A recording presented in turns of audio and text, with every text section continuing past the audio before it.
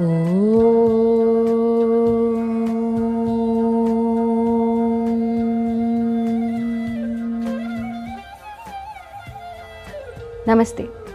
मैं हूं आचार्य प्रतिष्ठा।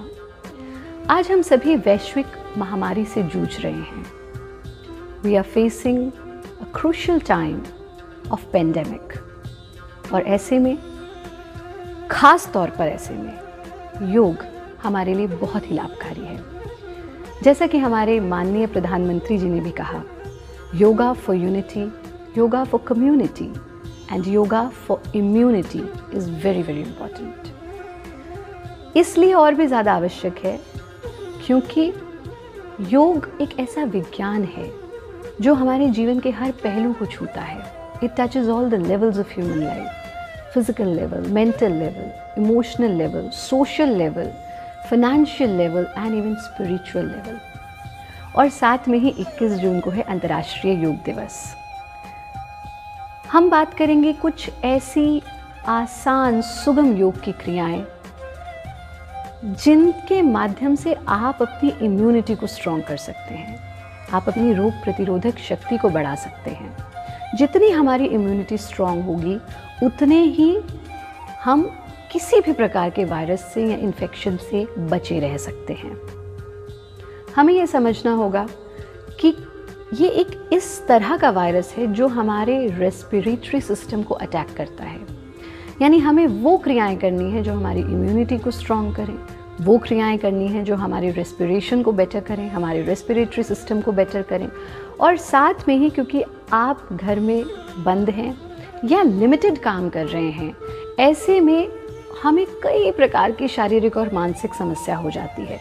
नींद ना आना, एक रूटीन ना बन पाना, स्ट्रेस होना, एंग्जाइटी होना, वज़न बढ़ जाना, आँखों से बहुत काम ले रहे हैं क्योंकि स्क्रीन वर्क बहुत हो रहा है। सब लोग घर से काम कर रहे हैं, या तो टेलीविज़न, या तो मोबाइल, या तो आईपैड, या फिर लैपटॉप, या पढ़ भी रहे हैं तो वो भी ऑन स्क्रीन हो रहा है।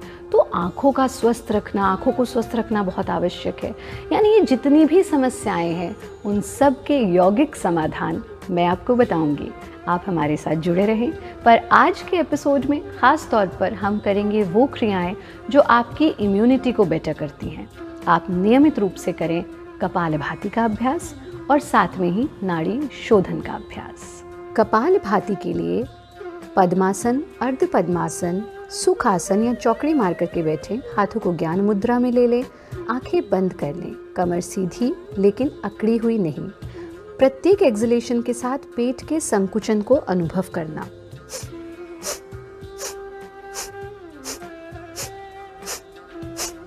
इस प्रकार से 25 एक्सलेशंस का एक राउंड करें और 25वां श्वास पूरा गहरा छोड़ दें। फिर श्वास भर ले। 25 एक्सलेशंस का एक राउंड, और आप कर सकते हैं 4 राउंड से शुरू करके इसको आप 8 से 12 राउंड्स तक भी ले जा सकते हैं। नाड़ी शोधन प्राणायाम के लिए आसन में स्थिर होकर के बैठें, हाथों को ज्ञान मुद्रा में ले लें और चेक करें कि आपका कौन सा स्वर, कौन सा नॉस्ट्रिल ज़्यादा एक्टिवेटेड है। इस वक्त हमारा दायां स्वर ज़्यादा एक्टिवेटेड है, इसलिए हमने बाएं स्वर को बंद किया और दाएं स्वर से सांस लेना आरंभ किया। जो स्वर ज़्यादा एक्टिवेटेड है उससे इनहेल करेंगे और अपोजिट नॉस्ट्रिल से यानी लेफ्ट नॉस्ट्रिल से एक्सेल किया। सांस छोड़ते जाएं, फिर जिधर से सांस छोड़ा उधर से ही सांस को भरना। ये ध्यान रखें कि आपका श्वास लेने का और छोड़ने का समय इक्वल हो। अपोजिट नॉस्ट्रिल से सांस छोड़ते जाएं। Time of inhalation and time of acceleration should be equal. फिर से दाएं स्वर से सांस लेना, बाएं से सांस छोड़ देना, फिर से बाएं स्वर से सांस लेना और दाएं स्वर से सांस छोड़ देना। नाड़ी शोधन का अभ्यास आरंभ में आप 5 मिनट कर सकते हैं। बढ़ाते बढ़ाते इसकी अवधि को 15 मिनट तक भी ले जा सकते हैं। धीरे से आंखें खोल देंगे। आपका तो आप नियमित अभ्यास करें ही, लेकिन आपको अपनी जीवन शैली में कुछ छोटे छोटे परिवर्तन लाने हैं। कि ध्यान रखें कि योग मात्र कसरत नहीं है। योग is not at all a mere set of physical or respiratory exercises. It is a complete lifestyle. आप अपने दिनचर्या में ये छोटे छोटे चेंजेस लाइए, जैसे कि प्रकृति के साथ समय बिताएं। आप बाहर नहीं जा सकते तो आप अपनी बालकनी में थोड़ी देर बैठें, शुद्ध हवा का सेवन करें और सूर्य की किरणों में कम से कम 30 से 40 मिनट ज़रूर बैठें। Sun is the source of energy. जितना हम सनलाइट लेंगे हमारी इम्यूनिटी स्ट्रांग होगी, हमारा विटामिन डी। ये दुर्भाग्य की बात है कि हम मैक्सिमम लोग भारत में विटामिन डी की डेफिशिएंसी से जूझ रहे हैं, जबकि हम वो देश हैं जहाँ सूर्य सबसे पहले उगता है, क्योंकि हमने सूर्य का सानिध्य बंद कर दिया। आपने देखा होगा कि कभी कभी किसी चीज़ में फंगस लग जाए या घुन लग जाए तो उसको भी हम धूप में रख देते हैं। किसी कपड़े में भी फंगस लग जाता है, गेहूं में घुन लग जाता है, हम कहते हैं इसको थोड़ी देर धूप में रख दो। उनको हम कोई दवाई नहीं देते हैं।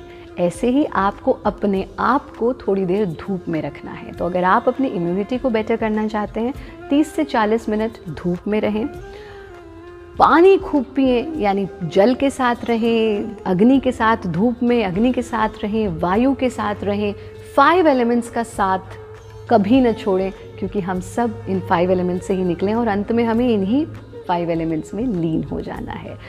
सात्विक आहार लें, चिंता न करके चिंतन करें, योगी बने, उपयोगी बने, सहयोगी बने।